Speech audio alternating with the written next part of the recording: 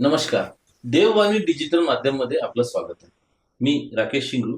आज प्रभाग क्रमांक 9 नगिनाबाद या प्रभागामधील काही उमेदवारांना इथे चर्चेसाठी बोलवलं. दादा, आपला परिचय. मी सतीश मुरलीधर मालेकर, प्रभाग नंबर 9 नगिनाबाद येथे नगरसेवक या पदासाठी उभा आहे.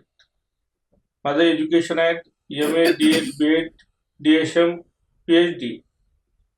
आणि मला आपल्या प्रभागाच्या सर्वांगीण विकासासाठी काम करायचं आहे, म्हणून मी या नगरसेवक पदासाठी उभा आहे. तसेच ताई, आपला परिचय. नमस्कार, मी तनुजा जमनादास रायपुरे, नगिनाबाद प्रभाग 9 मधून मी महिला राखीव अ गटामधून मी उभी आहे. माझं एज्युकेशन MSW, MA आणि BEd झालेलं आहे. नगिनाबादमध्ये अनेक समस्या आहे आणि त्या समस्या सोडवण्याकरता मी नगिनाबादमधून उभी आहे. नमस्कार सर, मेरा नाम साहिल पहला है। आप सोच रहे होंगे पहला क्या है, तो पहला मेरा सरनेम है सर, साहिल पहला। मैं प्रभाग क्रमांक 9 से ड गट से वंचित बहुजन आघाड़ी की तरफ से उम्मीदवारी रखा हूँ। मेरा बुद्ध चिन्ह रहेगा सिलेंडर। मैंने BA MA इन इकोनॉमिक्स किया है सर। एज अ बिजनेस मैं एक दूध वाला हूँ, एक दूध का बिजनेस रन करता हूँ पिछले 7 साल से। हमारे एरिया में हर गलियों में जाकर मैं एक साधारण सा एक दूध व्यवसायी हूँ। सतीश दादा, नगिनाबाद प्रभाग क्रमांक 9 मधून तुम्ही उभे आहात. जनतेने तुम्हालाच काय निवडून द्यायचं? मी शिवसेना वंचित बहुजन आघाडी युतीतर्फे उभा आहे. नाली, रस्ते, दिवाबत्ती करणे सर्व नगरसेवकाचे काम आहे. हे तर होणारच आहेत, परंतु मला अनेक कामे करायची आहेत. आज प्रभाग 9 मध्ये जर आपण पाहिलं की मुलांना जर वाचनालयामध्ये जायचे असल्यास 1000 ते 1500 ची फी द्यावी लागते, तरच वाचनालयात त्यांना प्रवेश मिळतो. परंतु जर मी निवडून आलो तर महानगरपालिकेतर्फे माझ्या प्रभागामध्ये 3 वाचनालयाची निर्मिती करून देण्याचे माझे आश्वासन आहे. त्यामुळे मुलांना वाचनाची सोय होईल, त्यांच्यामध्ये वाचन संस्कृती रुजेल. इतकंच नाही तर सुदृढ शरीरामध्ये सुदृढ मन वास्तव्य करत असते आणि या सुदृढ शरीर घडवण्यासाठी व्यायाम शाळेची निर्मिती करणे गरजेचं आहे. माझ्या प्रभागामध्ये आज महानगरपालिकेतर्फे एकही व्यायामशाळा चालू नाही, त्यामुळे कमीत कमी 2 व्यायामशाळा चालू करण्याचा माझा निर्धार आहे. आज आपण पाहतो की युवा त्याचा उलटा जर आपण केलं तर त्याचा वायू होतो, म्हणजे वायूच्या वेगाने धावणारा, लात मारेल तिथे पाणी काढणारा असा हा युवा वर्ग जो समाजाचा आधारस्तंभ आहे, तो युवा वर्ग आज व्यसनाधीनतेकडे वळत आहे. त्यामुळे या मुलांना व्यसनाधीनतेपासून दूर करण्यासाठी संस्कार केंद्र निर्माण करणे गरजेचे आहे. याचा जर आपण उलटा जर केलं तर वायूच्या वेगाने धावणारा, लात मारेल तेथे पाणी काढणारा अशी युवा वर्गाची आपण व्याख्या करतो. परंतु हाच युवा वर्ग जो देशाचा आधारस्तंभ आहे, हा युवा वर्ग व्यसनाधीनतेकडे वळत आहे. त्यामुळे या युवा वर्गाला व्यसनाधीनतेपासून दूर नेण्यासाठी त्यासाठी संस्कार केंद्र निर्माण करणे गरजेचं आहे. आणि या संस्कार केंद्राच्या निर्माण करून त्या मुलांना व्यसनाधीनतेपासून दूर नेऊ शकतो, हा माझा निर्धार आहे. इतकंच नाही तर व्यायामशाळा असो, वाचनालय असो, संस्कार केंद्रे असो, हे सर्व निर्माण करणे हे माझं प्राथमिक कर्तव्य आहे. जसं दादांनी सांगितलं आपलं विजन, परंतु तुम्ही गेल्या खूप वर्षापासून राजकारणात, या वेळेला तुम्हालाच काय संधी द्यायची? मी समाजामध्ये फिरत आहे, माझ्या वॉर्डमध्ये फिरत आहे, आपल्या प्रभागामध्ये फिरत असताना माझा असा अनुभव आहे की प्रत्येकाच्या मनामध्ये एक प्रश्न आहे की ताई, नगरसेवक निवडून आल्यानंतर 5 वर्ष आम्हाला तो दिसतच नाही. तर मी त्यांना हे म्हणत आहे की दादा, तुमचा हा अनुभव आहे, कारण तुम्ही ज्या नगरसेवकाला निवडून देता, तुम्ही आंधळं मतदान का बरं करता? तुम्ही उघड्या डोळ्याने मतदान का करत नाही? आज तुम्ही निवडून देत असताना तो तुम्हाला अनेक आश्वासन देतो, मग तो आश्वासन पूर्ण करत नाही. आज वार्डामध्ये मी पाहते आहे, फुटत्या नाल्या आहेत, खचलेले पूल आहेत, नाल्या तुडुंब भरलेले आहे, फॉगिंग होत नाही आहे, मच्छर त्याच्यासाठी काही उपाययोजना होत नाही आहे, औषध फवारणी होत नाही आहे. असे अनेक प्रश्न समाजामध्ये आहेत, परंतु ह्या प्रश्नाकडे कटाक्षाने लक्ष देणारे जे आहेत त्यांनी फक्त नावापुरते उभे झाले होते आणि नावापुरते पद घेऊन पदमुक्त झालेले, तरी पण त्यांनी लक्ष देण्याकडे दुर्लक्ष केलेलं आहे. आता लोकांना बदल हवा आहे आणि हा बदल घडवण्याकरता आम्ही वंचित बहुजन आघाडी आणि शिवसेना उभाटा गट यांची युती केलेली आहे आणि पूर्ण प्रभागामध्ये आम्ही एक नवीन तिसरा पर्याय उभा केला आहे. आणि आमचं हे म्हणणं आहे की तुम्ही काम करणाऱ्याला पुढे आणा. या माध्यमातून आम्ही अनेक कामं करत आहोत. जसं आपल्याला वाटते की ज्या महिला आहेत, ज्या गृहिणी आहेत, त्यांचं सक्षमीकरण झालं पाहिजे. महिला जागतिक दिनाचा जो आपण दिवस साजरा करतो, हा दिवस फक्त हा साजरा करण्यापुरता नसायला पाहिजे, तर त्यांचं सक्षमीकरण व्हायला पाहिजे. त्यांना गृह उद्योग उपलब्ध करून द्यायला पाहिजे. शिवाय आपल्या प्रभागामध्ये एक शाळा असायलाच पाहिजे. आपल्या सर्वसामान्यांची जी मुलं असतात, त्यांना सीबीएसई पॅटर्नचं शिक्षण हे परवडणारं नसतं. मग त्यांच्यासाठी चांगली शाळा निर्माण व्हायला पाहिजे आणि प्रत्येक एक प्रभागामध्ये एक चांगली शाळा असायला पाहिजे आणि तिथे सीबीएसईचं पॅटर्नचं शिक्षण असायलाच पाहिजे. हा आमचा आग्रह असणार आहे. नाल्या रोड हे तर येणारच आहे, मात्र शिक्षण, आरोग्य यावर आमचं लक्ष असणार आहे. आरोग्याच्या समस्या अनेक निर्माण झालेल्या आहेत. मागील आपण अनेक वर्षापासून पाहत आहोत की नगीना बाग हे डेंग्यूचं केंद्र म्हणून बघितलं जात आहे. तुम्ही ज्या पण दवाखान्यामध्ये जाल आणि तुम्ही जर का सांगितलं की तुम्हाला ताप, सर्दी, खोकला येत आहे किंवा डेंग्यूचं पॉझिटिव्ह निघाला आहे, तर डॉक्टर सरळ म्हणतात, तुम्ही नगीना बागमधनं आले आहेत का? म्हणजे आज आमच्या नगीना बागकडे बघण्याचा दृष्टिकोन काय होत आहे की डेंग्यूचं केंद्र म्हटलं की चंद्रपुरामध्ये पहिले नगीना बागचं नाव घेतलं जात आहे. म्हणजे आरोग्याची समस्या ही देखील आमच्या भागात खूप जास्त आहे.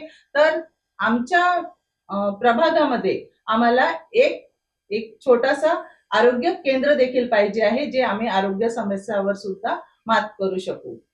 शाळेचं पण आहे आणि आमचे जे बालकं आहेत छोटे, आमच्या प्रत्येक वार्डामध्ये बालक आहेत, त्यांच्यासाठी एक बाल उद्यान असायला पाहिजे, जिथे वृद्ध आणि महिलांना देखील सकाळी फिरता येईल, त्यांना व्यायाम करता येईल, असे त्यांना साधन सामुग्री सुद्धा तिथे उपलब्ध करायला पाहिजे. म्हणूनच लोकांनी आम्हाला निवडून द्यायला पाहिजे की आम्ही लोकहितोपयोगी कामं करण्याचा नक्कीच प्रयत्न करू. साहिल भाई, आप जो एरिया से आते हैं जी। वहाँ की समस्या मेरे ख्याल से सबसे ज्यादा आप भुक्तभोगी है। आप ही को क्यों चुनना चाहिए? मुझको क्यों चुनना चाहिए इसके लिए सर, मेरा जो आंसर रहेगा, सबसे पहले तो मैं मेरा माइंडसेट क्लियर करता हूँ। मैं पॉलिटिक्स में इसलिए एंट्री लेना चाहता हूँ सर, इस पे से ही आपके क्वेश्चन का आंसर मिलेगा आपको।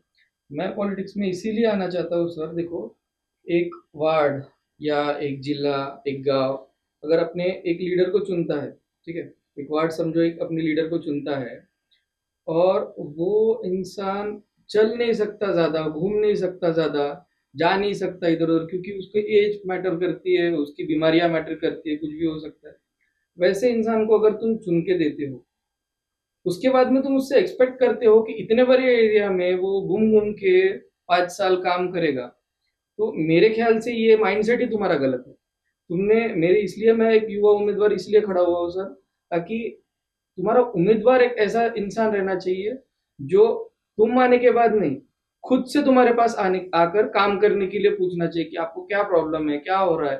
खुद से देखना चाहिए उसने कि कौन सी नाली साफ नहीं है, कौन सा रास्ता खराब है, क्या चल क्या रहा है एरिया में, ये सारी चीजें। तो ये एक मेरा कंसेप्ट है सर कि तुम अगर युवा को चुनते हो तो वो नॉर्मली ज्यादा काम करेगा। ये एक मेरा माइंडसेट है सर। तो इसके लिए मैं चाहता हूँ कि ज्यादा से ज्यादा युवा लोग पॉलिटिक्स ज्वाइन करें। अब तुम किसी को भी दे देते हो और उसके बाद फिर तुम उसको बोलते हो, उसको ब्लेम करते हो। वो इंसान खड़ा ही उसलिए हुआ था ताकि वो पैसे खा सके और घर पे आराम कर सके। अब आपने उसको वो चांस दे दिए, तुम कर ले रहे हो। अब हमारे एरिया में जो चीजें हैं, जो प्रॉब्लम्स है, अब वो सारी प्रॉब्लम्स डिस्कस करने बैठे तो बहुत टाइम हो जाएगा, बट कुछ चीज है, कुछ 2 से 3 मेन चीजें हैं जिन पे जेन्युइनली मैंने ट्राई किया था और मैंने देखा हुआ अपनी नजर से, तो उन चीजों को मैं ठीक करना चाहूंगा। उसमें से एक जो सबसे ज्यादा मेन चीज है वो ये है सर कि हमारे एरिया में 2 मेन ऐसी जगह है जो बहुत ज्यादा फेमस है युवा लोगों की। वो एरिया में सर ड्रग्स, गांजा, ये बहुत ज्यादा मात्रा में और कंसिस्टेंटली रोज रोज पिया जा रहा है। और ऐसा नहीं है कि कोई बता रहा है तो मैं सुन रहा हूँ, मैंने खुद अपनी आंखों से देखा है, मैं वही एरिया में रहता हूँ। एक नहीं दो दो स्पॉट ऐसे और बड़े बड़े स्पॉट है जहाँ पे ये सारी चीजें होती है।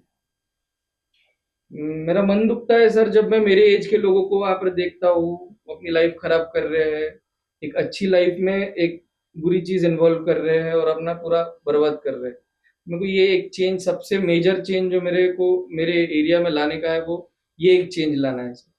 उसके लिए मैं कुछ सॉल्यूशन सोचा हूँ, लेकिन उसमें से एक जो सबसे मेन सॉल्यूशन है कि जहाँ पे डार्कनेस है, जहाँ पे अंधेरा है, वो सारी जगह पे मैं लाइट्स लगाना चाहता हूँ सर। और उसके बाद में एक पाथ, ऐसे एक वॉकिंग पाथ बना देना चाहता हूँ जहाँ पे एक नॉर्मल पब्लिक खाना होने के बाद में जो भी एक वॉकिंग कर सके अच्छे से, और लाइट्स रहने की वजह से उनको वहाँ पे जाने के लिए एक सेफ्टी रहे, जिसकी वजह से ये प्रकरण जो है वो एक्चुअल में पूरा खत्म हो जाए। पूरा तो नहीं, बट एक 90% तो खत्म ही हो जाए। उसके बाद में सर हमारे एरिया में हमारे एरिया फेमस है, मराठी में बोलते हैं उसको पूर्व उड़ीद एरिया। लाइक वो एक बाढ़ आती है हमारे एरिया में, 2006 में एक बहुत बड़ी बाढ़ आई थी, 2009 में भी आई थी, मेरे खुद के घर में भी पानी घुसा है सर। तो मैंने बहुत पास से ऐसे देखा वो लोगों को तड़पते हुए, रोते हुए, अपनी घर के सारी चीजें फेंकते हुए, अनाज फेंकते हुए, गाड़ियां खराब होती है, सब कुछ देखा हो मैंने ये सारी चीजें बहुत पास से। उस टाइम पे ना सर हमारे नगर सेवक आते थे और कहते थे कि ये लो, एक उनके जो कार्यकर्ता है उनको बोलते थे ये लो 15,000 20,000 इनमें थोड़ा थोड़ा बांट। सही में जेनुअनली सर 15-20 हजार को तुम 10 टुकड़ों में बांटोगे, 1,000 2,000 5,000 ऐसे दोगे, सही में उतना लाखों का नुकसान कवर नहीं हो सकता है ना। तुम अगर हमारे एक लीडर बन के बैठे हो, और हमारे पर्टिकुलर एरिया में ही होता है सर ये बाढ़ जो आती है, हमारे ही पर्टिकुलर एरिया में आती है, तो जब तुम इतने ऐसे डिफेक्टिव एरिया के तुम हेड हो, तो तुमने उसको कुछ करना चाहिए, उसके ऊपर कुछ सॉल्यूशन लाना चाहिए। और इनकेस अगर कोई ऐसी घटना होती है तो एटलीस्ट तुम्हारे पब्लिक को एक शासन से हेल्प देनी चाहिए। बट वो सारी चीजें कोई करता नहीं है सर। मैंने अपनी आंखों से देखा हो, बहुत पास से देखा हो, और मैंने खुद भी चीजें झेला हो। तो मैं चाहूंगा कि एक ऐसी टीम में रखूं छोटी सी, जो उस पर्टिकुलर मूवमेंट पे जल्दी से जल्दी लोगों को वहां से खाली कर सके, ताकि नुकसान कम हो और ज्यादा से ज्यादा उनको मैं हेल्प कर सकूं, फाइनेंशियली भी और बाकी सारी चीजों से भी। ये दो चीजें हो गई सर। और एक मेरी एक दिल से इच्छा है सर कि मेरे एरिया में बहुत से बुजुर्ग लोग, जो लोग सर बहुत आशा से एक युवा के तरफ देखते हैं कि बेटा मेरा ये काम कर देगा क्या, बेटा बेटा मेरा वो काम कर देगा क्या। और आज के डेली लाइफ में युवा पढ़ाई में बोलो या जॉब में बोलो बहुत ज्यादा बिजी है, तो हम एक डायरेक्टली उसको ब्लेम नहीं कर सकते चीजें नहीं करने के लिए। बट मेरे लिए एक है कंसेप्ट कि मेरे को एक कैंप रखना है मेरे एरिया में, जो ऐसा नहीं कि 10 दिन चले, 1 महीना चले, 1 साल चले, बंद हो जाए। जब तक मैं हूँ वहाँ का एक पॉलिटिशियन बन के मैं जी रहा हूँ, तब तक मैं वो कैंप रखना चाहूंगा। उसमें 3 से 4 लैपटॉप्स रखना चाहूंगा, एक टीम ऐसी तैयार करूंगा जिसमें मैं सारी ऐसी चीजें जो शासकीय चीजें रहती है, लाइक आधार कार्ड, पैन कार्ड, वोटिंग कार्ड, या फिर कोई भी ऐसी चीज जिसके लिए तुमको दूर दूर जाना पड़ेगा, पैसा खर्चा करना करना पड़ेगा, ये सारी चीजें सर एक युवा हो गया या फिर एक नॉर्मल इंसान आराम से कर सकता है, बट एक बुजुर्ग नहीं कर सकता। इस सारी चीजों की वजह से वोटिंग नहीं होती है, वोटिंग कार्ड में प्रॉब्लम्स रहती है, आधार कार्ड में प्रॉब्लम्स रहती है, इसलिए वोटिंग नहीं होती है। तो एक वोटिंग सबसे मेन कंसेप्ट है इस लाइफ का, अगर तुम वो ही नहीं कर सकोगे तो कैसे, तो वो चीज बहुत इजीली हो जाए। इसलिए मैं एक तीसरा एक ये चीज मैंने रखा हो कि मेरे को ये 3 चीजें तो परफेक्टली करनी है। अगर मैं जीत के आता हूँ सर, तो श्योर शॉट में, बाकी तो बहुत बड़े विजन है मेरे, अलग चीज है, बट ये 3 चीजें तो मैं श्योर शॉट में करूंगा। तुम्ही आता प्रभागामध्ये पूर्ण प्रचारासाठी फिरताय. फिरताना तुम्हाला मतदारांचा प्रतिसाद काय वाटतो? आता मी जेव्हा प्रभागामध्ये फेरफटका मारतो मतदानाच्या निमित्ताने, तेव्हा लोकांचे अनेक प्रश्न असतात. त्या प्रश्नापैकी एक असतो की आमच्या नाली तुडुंब भरलेले आहेत, रस्ते खराब आहेत, आणि इतकंच नाही तर कधी दिवाबत्तीची सोय होत नाही. असे अनेक प्रश्न असतात, त्यांचे प्रश्न असतात. परंतु हे प्रश्न मी सोडवण्याचा प्रयत्न करत असतो. आणि काही लोकांचे असे म्हणणं आहे की आजकाल पाहतो की शिक्षण हे अतिशय महागडं होत चाललेलं आहे. परंतु महानगरपालिकाच्या दृष्टिकोनातून तुम्ही काय करता? तर माझं एक लोकांना सांगणं आहे की जर मी निवडून आलो, नगरसेवक म्हणून जर काम पाहिलं, तर हे जे कॉन्व्हेंट संस्कृती आहे ज्यामध्ये गरिबांना शिक्षण घेणे परवडणारे नाही, म्हणून मी काय करणार आहे की महानगरपालिकेच्या ज्या शाळा आहेत त्या अतिशय जीर्ण अवस्थेत पडलेल्या आहेत, त्या अतिशय सुसज्ज करून त्यामध्ये गरिबाच्या मुलांना कसं चांगलं शिक्षण मिळेल यासाठी सुद्धा मी प्रयत्न करणार आहे, जेणेकरून जे गरिबाची मुलं आहेत ते चांगलं शिक्षण घेऊ शकतील आणि ते आपलं भविष्य उज्ज्वल करू शकतील. आता मी पाहतो की अनेक लोकांना तक्रारी करणे शक्य होत नाही. त्यामुळे माझं एक विजन आहे की सर्वसामान्यांना सोयीचं व्हावं, सर्वसामान्यांना तक्रारी करता याव्या यासाठी एखाद्या ॲपची निर्मिती करणे हे सुद्धा माझं विजन आहे. म्हणजे जेणेकरून घरबसल्या ते ऑनलाईन तक्रारी करू शकतात आणि त्या तक्रारी निश्चित कालावधीमध्ये पूर्ण करतील अशा पद्धतीची व्यवस्था मी करणार आहे. आता आपण पाहतो की ज्या अनेक सरकारी योजना आहेत त्या सरकारी योजना लोकांपर्यंत पोहोचत नाही. लोकांपर्यंत पोहोचल्या तर त्या योजनेचा फायदा घेण्यासाठी लोक पुढे येत नाहीत. म्हणून लोकांमध्ये त्या योजनेसंदर्भात पुरेपूर माहिती देण्यासाठी आपण प्रशिक्षणार्थींना प्रशिक्षण देऊन त्यांना लोकांमध्ये पाठवून अवेअरनेस निर्माण करण्याची गरज आहे. अशा पद्धतीचे अनेक प्रशिक्षण केंद्र आपण स्थापन करणार आहोत, जेणेकरून लोकांमध्ये अवेअरनेस येईल आणि आपल्या त्या सरकारी योजनेचा ते लाभ घेतील. युवकांसाठी वाचनालय असायला पाहिजे, गरीब विद्यार्थ्यांना शिक्षण मिळायला पाहिजे, ते चांगलं दर्जेदार असायला पाहिजे. त्याचप्रमाणे जसं प्रभागामध्ये फिरत आहो आम्ही आणि जात आहो तर लोकांचा जो कल आहे, महिलांच्या ज्या समस्या आहेत, महिलांच्या सगळ्यात महत्त्वपूर्ण समस्या म्हणजे पाण्याची समस्या आहे. आणि आपल्या पूर्ण चंद्रपूरमध्ये 2-3 वर्षापासून अमृत जल योजनेच्या नावाने जी लोकांची शुद्ध फसवणूक झालेली आहे आणि अमृत जल योजना जी होती ती पूर्णपणे ठप्प पडलेली आहे. कोरोनाच्या काळामध्ये जेव्हा लोकांना यायला घरामध्ये मनाई होती तेव्हा प्रस्थापित सरकारने कोरोनाच्या काळामध्ये एक रिस्ट्रिक्शन होतं की नातेवाईकाला सुद्धा घरी येता येत नव्हतं. अशा काळामध्ये एवढी कोणती गरज पडली होती की त्यांनी कोरोना काळामध्ये आणून आपले मीटर सगळ्यांच्या घरी लावले होते. मीटर लावून 2 वर्षाचा कार्यकाळ झाला, मात्र अजूनही अमृत जल योजनेचे नळ सुरू झालेले नाही आणि आमच्या महिला भगिनींना 1 दिवसाआड नळाला पाणी येते आणि त्याचा अतोनात त्रास सहन करावा लागत आहे. हा त्रास सहन करत असताना महिला भगिनी म्हणतात की ताई, हा त्रास कधी बंद होणार, हे प्रश्न करत आहेत महिला आम्हाला. आम्ही जिथे जातो तिथे स्वच्छतेचा अभाव दिसत आहे, नाल्या तुडुंब भरलेल्या आहेत. महिला भगिनी बोलत आहेत की ताई, आरोग्याच्या समस्या निर्माण होत आहेत. मग हे सगळं असताना आम्ही तुम्हाला निवडून देणार असा त्या आत्मविश्वास व्यक्त करत आहेत. कारण की आजपर्यंत 10 वर्षाच्या कार्यकाळामध्ये जे पण नगरसेवक आले त्यांनी फक्त आपापला भाग हा चांगला करण्याचा प्रयत्न केला, मात्र आमच्या वार्डाकडे कोणताही नगरसेवक भिरकावून बघितलेला नाही असा प्रत्येकाच्या मनामध्ये प्रश्न निर्माण होत आहे. आणि म्हणूनच आम्ही म्हणतो की तुम्ही नवीन पर्यायाला पुढे आणा आणि आमच्या युतीला प्रतिसाद देऊन निवडून आणा. नक्कीच आम्ही बदल घडवण्याचा प्रयत्न करू आणि प्रत्येक लोकांच्या मनामध्ये आज असं वाटायला लागलंय की परिवर्तन हे पाहिजेच. निसर्गाच्या नियमाच्या विरुद्ध आम्ही तरी का वागावं?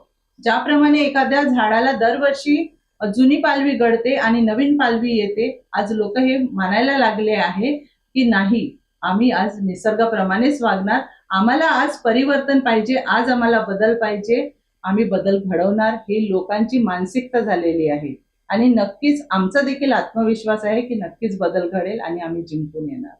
साहिल भाई, आप अब प्रभाग में हर जगह जा रहे हैं, हर जगह मिल रहे हैं, कैसा रिस्पॉन्स आ रहा है और क्या सवाल आ रहा है? रिस्पॉन्स तो सर अलग अलग लोगों के अलग अलग चीज़ें हैं, बट जो चीज़ मेरे को सबसे ज़्यादा परेशान कर रही है वो लोग मेरे को ऐसे बोलते हैं। एक अभी तो कुछ दिनों से जब हम घूम रहे हैं तो बहुत न्यू एक्सपीरियंस है, अलग अलग एक्सपीरियंस है। उसमें से लोग ऐसे बोलते हैं कि हाँ, वो तो अभी तुमको वोट दे भी दिए तो तुम जीत के आने के बाद कभी पलट के नहीं देखो। हाँ हाँ, वो ऐसी बातें हैं, ऐसी वादे हैं, बट जीत के आने के बाद कोई नहीं आता। ये चीज़ें हमको बोली जाती है सर, हम सुन रहे हैं अभी। मैं सोचता हूँ ऐसा क्यों कंसेप्ट बन गया है लोगों के दिल में, ऐसा क्यों हो रहा है ये सब? तो ना सर, ये उस चीज की वजह से हो रहा है कि जब जीत के आने के बाद हमारे वार्ड मेंबर लोग कभी भी कोई काम के लिए बोलो या देखने के लिए तक एरिया में घूमते नहीं है। लोगों की वो टेंडेंसी बन गई है कि ये तो जीत के आएगा और इसके बाद हमको भूल जाएगा, तो क्यों ही देना इसको वोट, जाने दो, घर पे ही बैठे रहेंगे, अपन वोट नहीं देंगे। इस चक्कर में क्या होता है, जो बड़ी पार्टी के समर्थक है वो लोग जाके वोट देते हैं और वो लोग जीत के आते। तो जो सामान्य लोग हैं उनके हिसाब की तो सरकार बन ही नहीं रही। अब जो चीज है वो कंसेप्ट ऐसा है सर कि काम क्यों नहीं करते हैं आके एरिया में। अब अपने को लगता है वो लोग घूम रहे हैं एरिया में, अपन नहीं घूम रहे हैं बिल्कुल एरिया में, तो क्यों नहीं घूम रहे, क्यों काम नहीं कर रहे। ठीक है, पैसे खाने के लिए काम नहीं कर रहे, पैसे इतना क्यों खाना, इतना कौन भूखा है। तो सर इस चीज का ना मैंने एक लॉजिक लगाया, जो चीज सच है और जो जिसके ऑन रिकॉर्ड बोल रहा हूँ सर, मेरे पास विद प्रूफ्स है, मेरे पास सारे प्रूफ्स है। तो दो जो दो बड़ी पार्टीज है उनके ना सर मैंने सीट्स शिफ्ट होते हुए देखा। लाइक जो इंसान निष्ठावान कार्यकर्ता जिसको बोलते हैं, एक निष्ठावान कार्यकर्ता था पिछले 5 साल से, 6 साल से, 8 साल से, 15 साल से, वो इंसान जस्ट फॉर्म भरने के लास्ट दिन इस पार्टी में स्वाइप होता है। सेम चीज ये पार्टी से होती है, वो इस पार्टी में स्वाइप होता है। अब ये निष्ठावान कार्यकर्ता जो था वो दूसरी पार्टी में स्वाइप हो गया और दूसरी पार्टी ने निष्ठावान कार्यकर्ताओं को छोड़कर एक दूसरी विरोधी पक्ष को सीट कैसे दी। तो सर सीट तो ऑब्वियसली पैसों से गई है, ये चीज क्लियरली सबको समझ रही है कि ये क्यों जा रही है।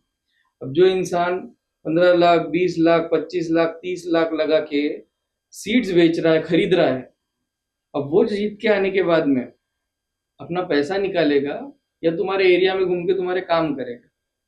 समझ रहे हो, ये एक कंसेप्ट है क्लियरली, वो सीधी सी बात है। अगर मैं पैसा लगा रहा हूँ तो पहले मैं पैसा निकालूंगा, तो 2-3 साल लगेंगे उसको अपना पैसा निकालने में और अगले 2-3 साल लगेंगे उसको नेक्स्ट इलेक्शन की तैयारी करने में। तो वो अपने घर पे ही बैठा रहेगा अगले 5 साल और यही कंसेप्ट हमेशा चलता रहेगा। तो ये चीज ऐसी होते आ रही है, इसलिए वो लोग मेरे को इस तरह के क्वेश्चंस पूछ रहे हैं। मेरे को अब उसमें मेरी तो कोई गलती नहीं है क्योंकि मैं तो कभी इसके पहले वार्ड मेंबर बना नहीं हूँ, ये तो मेरा फर्स्ट टर्म है। बट लोगों की ये कंसेप्ट, ये सारी चीजें वैसी एक प्रथा चलते आ रही है ना, उसके वजह से ऐसा लगता है।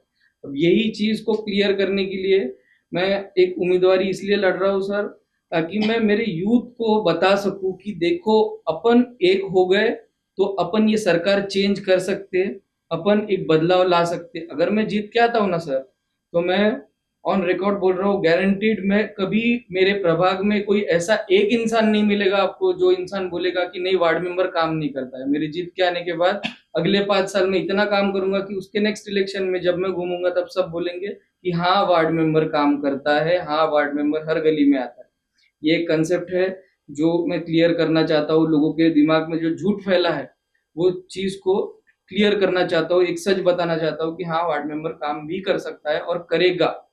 और सर जब मेरे को लोग बोलते हैं कि क्यों तुम्हारा पैनल, क्यों तुम्हारे लोगों को, क्यों, तो उसके लिए वाई एक लक फैक्टर बोलिए या किसी भी चीज से बोलिए, हमारा जो पैनल बैठा है वो इतना एक एजुकेटेड पैनल है और ये एक ऐसा कॉम्बिनेशन है यूथ प्लस एक्सपीरियंस। हमारे पैनल में 2 ऐसे कैंडिडेट है जो युवा उम्मीदवार है, एकदम ज्यादा युवा है। मैं 25 साल का हूँ, मेरे हमारे पैनल में दीप्ति मैम जो है वो 30 साल की है और 2 ऐसे कैंडिडेट है जो फुल ऑन एक्सपीरियंस है उनकी। तो ये जो कॉम्बिनेशन है, इससे बेस्ट कॉम्बिनेशन क्या ही मिलेगा। इसलिए मैं लोगों को समझाता हूँ कि देखो एक एजुकेटेड पैनल है, यूथ भी है, एक्सपीरियंस भी है, सारी चीजें है इसमें। एक बार इस पैनल को चांस दो और शिवसेना प्लस वंचित बहुजन आघाडी को जिता कर। मी राजकारणात येण्याचा निर्णय एखाद्या पदासाठी नाही घेतला आहे. मी प्रभाग 9च्या समस्या या जवळून अनुभवल्या आहे, पाहिल्या आहे आणि लोकांचे संघर्ष अनुभवला आहे आणि मला असं वाटलं की बदल घडला पाहिजे आहे. त्यासाठी मी मैदानात उतरला पाहिजे आहे. ही संधी मला शिवसेनेने दिली म्हणून मी आज इथे आहे. मशाल म्हणजे अंधारात दिशा दाखवणारी ज्योत. ती संघर्ष, आशा आणि न्यायाची ओळख आहे. मला वाटतं माझ्या प्रभागात हाच एक उजेड हवा आहे. माझे 3 मुख्य विजन आहेत. त्यातलं पहिलं म्हणजे पाणी पुरवठा सुरळीत करणे, रस्ते आणि प्रकाश व्यवस्था सुधारणे आणि तिसरं म्हणजे महिलांना सुरक्षित वातावरण देणे. या माझ्या 3 मुख्य म्हणजे एक इम्पॉर्टंट गोष्टी आहेत, त्या मिळायलाच हव्यात. मला महिलांसाठी सुरक्षित गल्ल्या, स्वच्छ सार्वजनिक सुविधा आणि त्यांना पुढे येण्यासाठी प्रोत्साहन देणारे उपक्रम सुरू करायचे आहेत. महिला सक्षम असतील तर प्रभाग सक्षम होतो, असं माझं म्हणणं आहे. चंद्रपूर म्हणजे फक्त शहर नाही आहे सर, ते आपलं घर आहे. या घरात प्रत्येकाला सुविधा, सन्मान आणि संधी मिळाली पाहिजे. विकास हा फक्त कागदावर नाही, तर रस्त्यावर, पाण्यात आणि लोकांच्या चेहऱ्यावर दिसला पाहिजे. बघा, मी पण एक तरुण आहे आणि मी माझ्या तरुण बंधू आणि भगिनींना एवढंच सांगते की तुमच्याकडे ऊर्जा आहे आणि आमच्याकडे एक दिशा आहे. तुमच्या कल्पना आणि माझा ध्यास एकत्र आला तर आपण प्रभाग 9ला नवं भविष्य मिळेल असं काही करू शकतो. मी कोणाच्या विरोधात नाही, मी विकासाच्या बाजूने आहे. टीका होईल, प्रश्न येतील, पण माझं उत्तर नेहमी माझ्या कामातूनच दिसेल तुम्हाला. मतदारांनी मला का निवडावं? कारण मला असं वाटते की मी प्रभाग 9 मधील लोकांच्या प्रश्नांना माझे प्रश्न मानते.